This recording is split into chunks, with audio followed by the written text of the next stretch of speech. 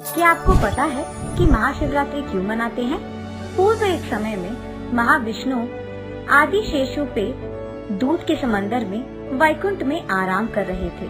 ठीक तभी ब्रह्मा उनके पास जाते हैं। गहरी नींद में होने के कारण महाविष्णु को पता नहीं चलता कि ब्रह्मा वहाँ आए हैं। इस बात से नाराज होकर ब्रह्मा उनसे पूछते हैं, ये क्या है? सृष्टिकर्ता हूँ मैं और मेरे आने के बावजूद तुमने मेरा आदर नहीं किया, चलो उठो। तब विष्णु ब्रह्मा की बातें सुनकर हंसकर उनकी तरफ देखकर ये कहते हैं, जब पूरा मेरे अंदर है तो मैं नहीं, तुम्हें मुझे आदर देना होगा। तुम मेरे कमल में से पैदा हुए हो और तुम मुझसे जबान लड़ा रहे हो। ऐसे ही ब्रह्मा और विष्णु में झगड़ा हो जाता है। दोनों इसी बहस में लग जाते हैं कि कौन ज्यादा महान है। और ऐसे ही आखिर में ब्रह्मा हंस वाहन पे और विष्णु गरुड़ वाहन पे युद्ध शुरू करते हैं। इन दोनों के लड़ाई के दौरान सारे देवता देवताएं उनके अपने वाहन को छोड़कर इन दोनों के युद्ध को देखना शुरू करते हैं। दोनों में कोई भी हार नहीं मानता है और एक दूसरे पे बहुत शक्तिशाली बाण छोड़ते ही रहते हैं। और इस युद्ध के बीच में एक समय ऐसे आता है जब विष्णु महेश्वरास्त्र और ब्रह्मा पशुपास्त्र छोड़ते हैं एक दूसरे पे। इन दोनों का ऐसे तगड़ा युद्ध देख देवताएं बहुत घबराते हैं, इतना कि वो भागते हुए कैलाश की ओर बढ़ते हैं। जब सारे देवता देवताएं शिवा के पास आते हैं उनसे मदद मांगने, सारे देवता देवताओं को परेशान देख शिवा कहते हैं कि मुझे पहले ही पता था कि ब्रह्मा और विष्णु के बीच में लड़ाई होने वाली है। मुझे पता है कि तुम लोग डर के मारे यहाँ आए हो। फिक्र मत करो, इसका हल मैं निकालूंगा। ये कहकर शिवा उनके पत्नी पार्वती देवी विष्णु और ब्रह्मा की युद्ध भूमि की ओर चलने लगते हैं। युद्ध भूमि पहुँचते ही शिवा चुपके से उन दोनों की लड़ाई को दूर से देखते हैं। ठीक तभी महेश्वरास्त्र और पशुपास्त्र चलने लगता है। इससे पहले कि वो दोनों अस्त्र सब कुछ विनाश कर दे, शिवा उनकी ओर कदम बढ़ाते हैं और उन दोनों अस्त्रों को समेटकर एक अग्नि स्तंभ के रूप में बदलकर अचानक उन दोनों के बीच में एक अग्नि स्तंभ को प्रकट होते हुए देख विष्णु और ब्रह्मा चौंक जाते हैं। इस स्तंभ का आदि और अंत जो भी पहले जान पाता है वही महान है। ऐसे उस अग्नि स्तंभ से बातें महाविष्णु को और ब्रह्मा को सुनाई देते हैं। ये बातें सुनते ही ब्रह्मा आदि की ओर बढ़ने लगते हैं और उसके ठीक तुरंत बाद विष्णु भी अंत की ओर बढ़ने लगते हैं। बहुत देर होने के बाद भी और बहुत दूर जाने के बावजूद महाविष्णु को उस स्तंभ का अंत नहीं मिलने के कारण अंत की ओर बढ़ने लगते हैं। बहुत देर होने के बाद भी और बहुत दूर जाने के बावजूद महाविष्णु को उस स्तंभ का अंत नहीं मिलने के कारण वो मुड़कर वापस अग्नि स्तंभ की ओर बढ़ने लगते हैं। और दूसरी तरफ जब ब्रह्मा आदि की ओर बढ़ रहे थे तो उनको रास्ते में एक गाय और एक मुगली का फूल उनको दिखाई देता है। उन दोनों को देख उनसे दोस्ती करके ब्रह्मा उनसे ये बुलवाने की कोशिश करता है कि उन्होंने उस स्तंभ का आदि देखा है और वो दोनों ब्रह्मा के गवाह बनेंगे। और इस बात के लिए गाय और मुगली का फूल दोनों मानते हैं। इन दोनों से वचन लेने के बाद ब्रह्मा मुड़कर वापस अग्नि स्तंभ की ओर बढ़ने लगते हैं। अग्नि स्तंभ पे पहुंचकर वहां विष्णु को देख ब्रह्मा ये कहता है कि वो पहले ही आदि तक जाकर उसे देखकर वापस आ चुका है। और विष्णु मूर्ति कहते हैं कि उनको अंत ना मिलने के कारण उन्होंने अंत नहीं देखा। ब्रह्मा की इन बातों को मानने के लिए ब्रह्मा उनकी गवाह को विष्णु मूर्ति के सामने पेश करता है और वो गवाह है गाय और मुगली का फूल। वो दोनों ब्रह्मा को दिए हुए वचन के अनुसार यही कहते हैं कि ब्रह्मा आदि तक जा चुका है। जब शिवा के सामने सच बोलने की बारी आती है तब ब्रह्मा की गवाह मुगल का फूल यही कहता है कि ब्रह्मा ने आदि को देखा है, पर गाय मुंह से हाँ कहती है और अपनी पूंछ से ना कहती है। ये देख शिवा को बहुत गुस्सा आता है। क्रोधित होकर शिवा वापस उनके मानव के रूप में प्रकट होते हैं और ब्रह्मा को झूठ कहने के कारण ये श्राप देते हैं कि उनको कभी भी कोई भी मनुष्य नहीं पूजेगा। और विष्णुमूर्ति की सच्चाई को देख खुशी से ये वरदान देते हैं कि शिवा के समान विष्णुमूर्ति को पूजा जाएगा। और इतना ही नहीं, ब्रह्मा के गवाह बनकर मुगली का फूल ने भी तो गलती किया, तो उसको शिवा ये श्राप देते हैं कि कोई भी पूजा में उस फूल को कोई भी उपयोग नहीं करेगा। और गाय को भी शिवा सजा देते हैं। शिवा की बातें सुनकर गाय, मुगली का फूल और ब्रह्मा तीनों उनकी गलती का एहसास करते हैं और उनसे माफी मांगते हैं। तब ब्रह्मा को शिवा क्षमा करते हैं और ये कहते हैं कि अब से हर कोई याग यज्ञ में तुम्हारा स्थान गुरु का होगा। तुम्हारे बिना किए हर याग और यज्ञ का कोई भी उपयोग नहीं होगा। और ये भी कहते हैं कि गाय का मुंह भाग ने झूठ कहा है और उसकी पूंछ भाग ने झूठ नहीं कहा है। इसी कारण गाय का मुंह भाग को कोई भी पूजा नहीं करेगा और गाय के नीचे के भाग को ही पूजित करेंगे। इसी कारण हम गोमूत्र को पवित्र समझते हैं। ऐसे ही शिवा मुगली का फूल को भी क्षमा करके ये कहते हैं कि सिर्फ और सिर्फ मेरे पूजा में ही तुम्हारा इस्तेमाल होगा। उसके बाद ब्रह्मा और विष्णु शिवा की पूजा करते हैं और उसी दिन माघ बहुलक चतुर्दशी था और इसी कारण उस दिन को शिवा। एक और कहानी के प्रकार ऐसे भी कहा जाता है कि पर्वतों का राजा हिमवंत की बेटी पार्वती ने जब शिवा से शादी किया था, उसको भी शिवरात्रि कहा जाता है।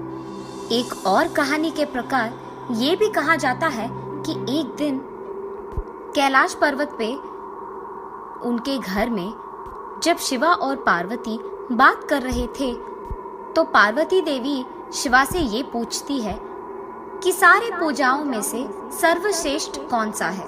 तब शिवा शिवरात्रि और उसकी पूजा के बारे में पार्वती देवी को विवरण देते हैं। एक समय में पर्वतों के पास मौजूद एक गांव में एक आदमी रहता था। उसको शिकार करने से ही खाना मिलता था और ऐसे ही वो अपने और अपने परिवार का देखभाल करता था। लेकिन एक दिन उसे बहुत शिकार करने के बावजूद कोई भी जानवर ना दिखने के कारण निराश होके घर लौटने ही वाला होता है कि जब उसे रास्ते में एक नदी दिखाई देती है। वो इस सोच में पड़ जाता है कि शायद कोई जानवर पानी पीने के लिए ही सही उस नदी के पास आएगा। इंतजार करते हुए वो एक पेड़ पे चढ़कर वहां जानवर के इंतजार में रह जाता है। ठंड लगने के कारण वो आदमी अपने आप में शिव शिवा शिव शिवा कहते रहता है। सारी रात उसका ऐसे ही बीत जाता है। पहली रात उस नदी के पास एक छोटी सी हिरन पानी पीने आती है। उसको देख शिकारी उसे मारने की कोशिश करता है। जब वो हिरन कहती है, मुझे मत मारिए। हिरन की मुंह से बातें सुनकर शिकारी चौंक जाता है और उसे पूछता है कि अगर ये मनुष्य है तो हिरन के रूप में क्या कर रही है। तब वो हिरन समझाती है कि वो एक अप्सरसा है जिसका नाम रंभा है। प्यार में अंधा होकर वो शिवा की पूजा करना भूल जाती है और इसी कारण उसे श्राप मिलता है कि जब तक उसे एक शिकारी मार न दे वो इसी रूप में रहेगी। ये सब समझाकर वो हिरन कहती है कि अगर आप मुझे मार देंगे अभी तो मैं मनुष्य बन जाऊंगी, पर अब मैं गर्भवती हूँ। मैं तो बच जाऊंगी पर मेरा बच्चा नहीं बचेगा। इसी कारण मैं अपने बच्चे को जन्म देकर उसे अपने बंधुओं को देकर आपके पास खुद आ जाऊंगी।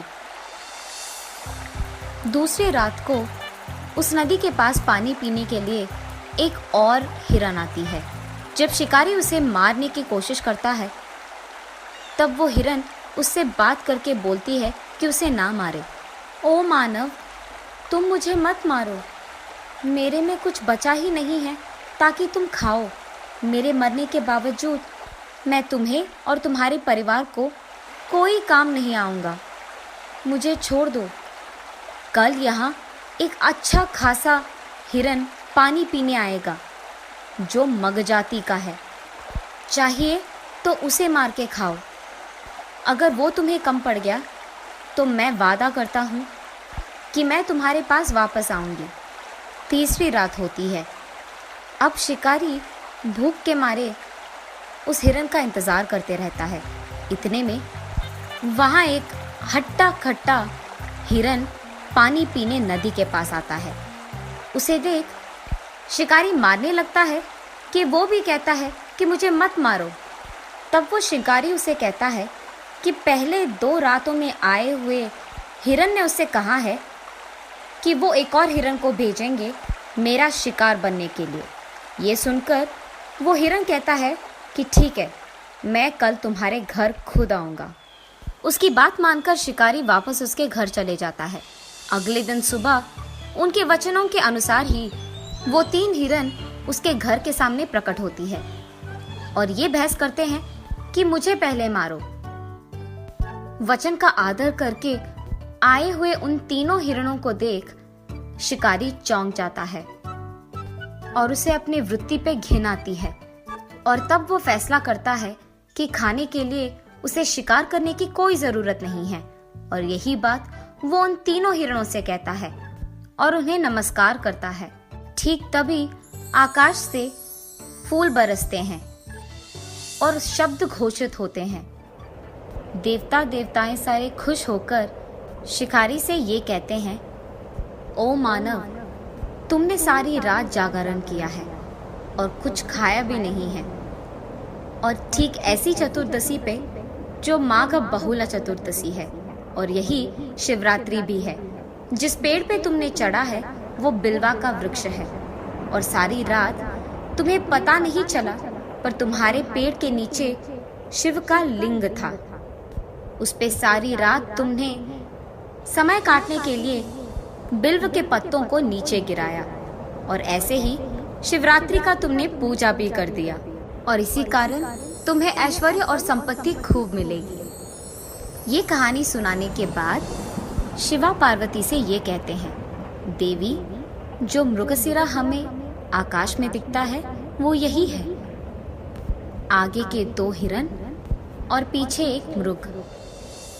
तब से यही माना जाता है कि महाशिवरात्रि के दिन उपवास करते हुए, सारी रात जागरण करते हुए, शिवा की कहानियां सुनते हुए, उनकी गाने गाते हुए इस त्योहार को मनाया जाता है। गणेश चतुर्थी। एक बार रामपुर नामक एक गांव में सारे लड़के गणेश चतुर्थी की तैयारी को लेकर उत्साहित थे। स्कूल खत्म होते ही सारे लड़के चंदा जमा करने के लिए निकल पड़े गणपति की मूर्ति खरीदने। लड़के हर एक दरवाजे पर जा रहे थे चंदा लेने। उसमें से एक घर था आनंद जी का। हे लड़कों, इस बार बड़ी वाली मूर्ति ला रहे हो क्या? आप जितना दान करोगे उतनी बड़ी मूर्ति लाएंगे। बड़े होशियार हो तुम लोग। आनंद की पत्नी आई पैसे दान करने के लिए। तुम सब लोग चंदा तो ले रहे हो सबसे, पर क्या तुम जानते हो कि गणेश चतुर्थी मनाया क्यों जाता है? इस दिन पर हम गणेश जी का जन्मदिन मनाते हैं। ये तो सही बात है, पर गणेश जी का जन्मदिन कोई साधारण उत्सव नहीं है। पार्वती देवी ने गणपति को बनाया है। शिव भगवान की अनुपस्थिति में पार्वती ने चंदन के मिश्रण से गणपति को बनाया और उसको पहरेदार की तरह रखा जब वह स्नान करने गई। जब वह स्नान में थी तो उसी दौरान भगवान शिव की लड़ाई गणेश जी के साथ हो गई, क्योंकि उन्होंने शिव जी को अंदर आने नहीं दिया अपने माँ के आदेश के अनुसार। गुस्से में आकर शिव भगवान ने गणेश का सर काट दिया। जब पार्वती ने देखा तो उसने काली माँ का रूप लिया और पूरी दुनिया को नष्ट करना चाहा। सब लोग परेशान हो गए और शिव भगवान के पास गए ये विनती करने के लिए कि वह काली माँ के गुस्से को ठंडा कर दे।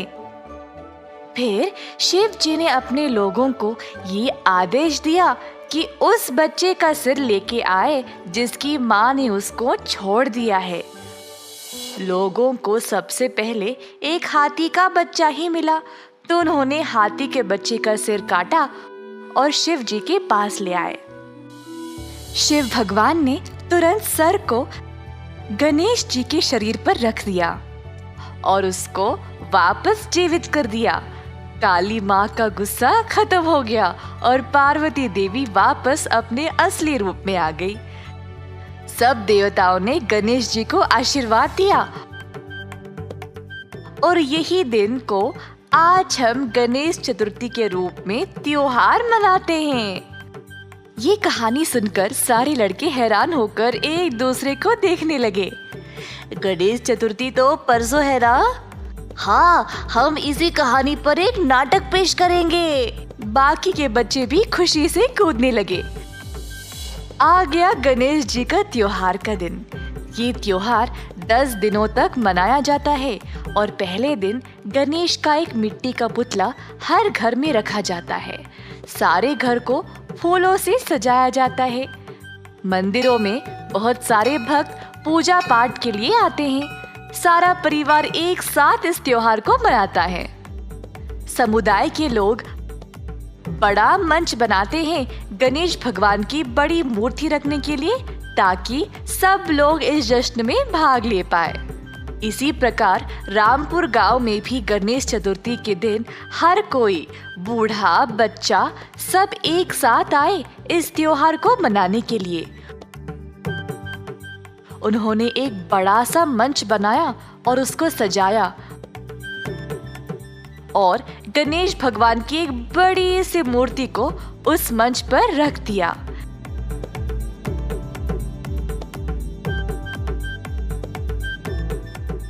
नारियल तोड़कर इस त्योहार की शुरुआत की गई। सब लोगों ने चर्चा किया। गणपति बप्पा मोरया, गणपति बप्पा मोरया, गणपति बप्पा मोरया। गणेश पूजा की शुरुआत होती है गणेश जी की मिट्टी की मूर्ति घरों में रखकर। फिर कई प्रकार के भोजन पकाए जाते हैं भगवान को भोग चढ़ाने के लिए। पुतले को ताजे पानी से नहलाया जाता है। दिए जलाकर आरती उतारी जाती है। कई भजन गाए जाते हैं और गणेश जी का जाप भी किया जाता है। ये माना जाता है कि इन भजनों से मूर्ति जीवित हो जाती है। लोग ये भी मानते हैं कि इस त्योहार के दिन गणेश भगवान स्वयं हर एक भक्त के घर में जाते हैं और उनके परिवार के लिए खुशियां और तरक्की ले जाते हैं। गणेश चतुर्थी भगवान गणेश का जन्मदिन है। ज्ञान, समृद्धि और सौभाग्य के भगवान, बोलो महाराजा की जय। अगले 10 दिन नाच गाने और पूजा पाठ में बीत गए। आखिरी दिन पर भगवान गणेश को बाहर लिया गया।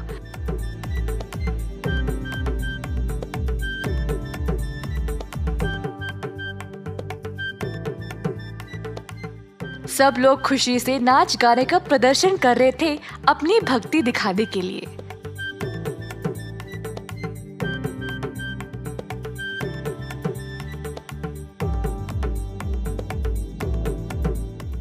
अंत में गणेश जी की मूर्ति को पानी में विसर्जन किया गया और सब लोग प्रार्थना करने लगे। रामनवमी। एक सुबह परिवार के सदस्य घर को फूलों और पत्तों से सजाने में लगे थे। पिंकू बहुत उत्सुक था और खुशी से अपने पापा के पास गया जो दरवाजे पर फूल लगा रहे थे। पापा, आज क्या खास है? आप घर को इतने सुंदर तरीके से क्यों सजा रहे हो? तभी माँ आई प्रसाद लेके और बोली, बेटा, आज रामनवमी है, भगवान राम जी का जन्मदिन। तभी नीलू आई पिंकू के पास और पूछी अगर वह उसके साथ इस त्योहार पर मंदिर चलेगा। वैसे रामनवमी का महत्व क्या है? हम इस दिन को क्यों मनाते हैं? उस समय बालू आया श्री राम जी की पोशाक में। मैं बताऊंगा कहानी, मैं बताऊंगा। पिंकू और नीलू बालू को राम जी के भेष में देखकर हैरान रह गए। वाह बालू, तुम बराबर भगवान राम की तरह लग रहे हो। ओह धन्यवाद। अच्छा ठीक है, मैं रामनवमी की कहानी सुनाऊंगा। कई साल पहले रहते थे महाराज दशरथ, जिनकी कोई संतान नहीं थी, जिसकी वजह से वे परेशान थे। संत वशिष्ठ ने उनको ये सलाह दी कि वह यज्ञ पूजा करे और उनको 4 पुत्रों का वरदान मिलेगा। जल्द एक दिव्य व्यक्ति यज्ञ की आग से निकल आया, हाथ में मिठाई की थाल लिए हुए। उसने इन मिठाइयों को अपने 3 पत्नियों के बीच बांटने के लिए कहा। जल्द कौशल्या ने एक पुत्र को जन्म दिया, जिसको राम का नाम दिया गया। वह अपने तीनों भाइयों के साथ एक दूसरे के लिए प्रेम और आदर के साथ बड़ा हुआ। तो राम जी का जन्मदिन रामनवमी के नाम से मनाया जाता है। हो, तो रामनवमी का त्योहार कैसे मनाया जाता है? हम बोलेंगे। मम्मी मुझे और बाकी लोगों को सुबह सवेरे जगाती है। फिर हम सब सुबह की रस्म रिवाज करते हैं और सूर्य को प्रार्थना करते हैं। और पता है, सारे मंदिर और घर इतने सुंदर तरीके से सजाए जाते हैं। मेरी मम्मी मुझे भजन कीर्तन सुनने के लिए मंदिर ले जाती है, प्रभु राम के जन्म के जश्न में। और मुझे तो गाना कितना पसंद है। और फिर मंदिर के पुजारी मजेदार मिठाइयाँ और फल सब भक्तों में बांटते हैं। मेरी मम्मी स्वादिष्ट पानका बनाती है हर साल इस त्योहार पे। बहुत ही मजेदार होता है। आज मैं तुम लोगों को पिलाऊंगा। और पिंकू की मम्मी ने सबको पानका पिलाया। हम सब इस दिन पे उपवास रखते हैं भगवान राम जी को प्रसन्न करने के लिए। हे, मेरी मम्मी भी उपवास रखती है। और इसके अलावा आज केवल राम भगवान का जन्मदिन ही नहीं, बल्कि राम और सीता का विवाह भी हुआ था। आज के दिन सीताराम कल्याण उत्सव भी मनाया जाता है। मैं तुम सबको सीताराम विवाह की कहानी सुनाती हूँ। एक बार था एक राजा, जिनका महाराज, जो सीता के पिताश्री थे। जब सीता विवाह की लायक हुई, तब उसके पिताश्री ने उसके लिए एक स्वयंवर का प्रबंध किया। जो भी शिवधनुष एक भारी धनुष को तोड़ पाएगा, वही सीता के लिए योग्य होगा। बहुत सारे राजकुमार कई राज्यों से आए स्वयंवर के लिए। सीता के हाथ के लिए अन्य धर्मों और संस्कृतियों से आए राजकुमार, परंतु कोई भी शिवधनुष को उठा नहीं पाया। बहुत बलवान पुरुष भी थे, पर बहुत कोशिश करने के बाद भी कोई सफल नहीं हो पाया। उस समय राम और लक्ष्मण उधर आए अपने गुरु वशिष्ठ के साथ शिवधनुष को देखने के लिए। वशिष्ठ ने राम और लक्ष्मण को जनका महाराज से मिलाया और शिवधनुष को देखने की अनुमति मांगी। जनका महाराज ने समझाया कि आज सीता राजकुमारी का स्वयंवर था और जो भी इस धनुष को तोड़ पाएगा, वही सीता के पति बनने के लायक होगा। महाराज ने उनको शिवधनुष देखने की अनुमति दे दी। राम ने शिवधनुष को देखा और देखते ही उससे जुड़ा हुआ महसूस करने लगा। बस राम नीचे झुका और आराम से शिवधनुष को उठा लिया। सब लोग ये नजारा देखकर आश्चर्यचकित रह गए।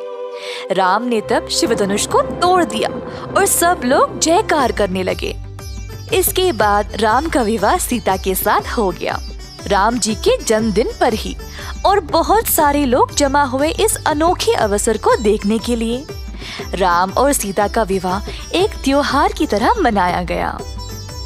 वाह, हमें राम और सीता की पूरी कहानी सुनने का कभी मौका ही नहीं मिला। इस कहानी को सुनने में बड़ा मजा आया। मैं मंदिर में जश्न मनाने के लिए अब और इंतजार नहीं कर सकता। तो चलो और सजावट करने में मदद करें, बहुत मजा आएगा। फिर हम स्वादिष्ट मिठाइयाँ भी खा सकते हैं। मुझे सब में हिस्सा लेना है। एक मिनट दोस्तों, मैं अभी आया। टिंकू भी राम जी के रूप में तैयार हुआ और फिर तीनों दोस्त साथ गए मंदिर रामनवमी मनाने के लिए। एक दूसरे के साथ सबने बहुत मजे किए और मंदिर में अपने परिवार के साथ अच्छा समय बिताया। सबको रामनवमी की शुभकामनाएं।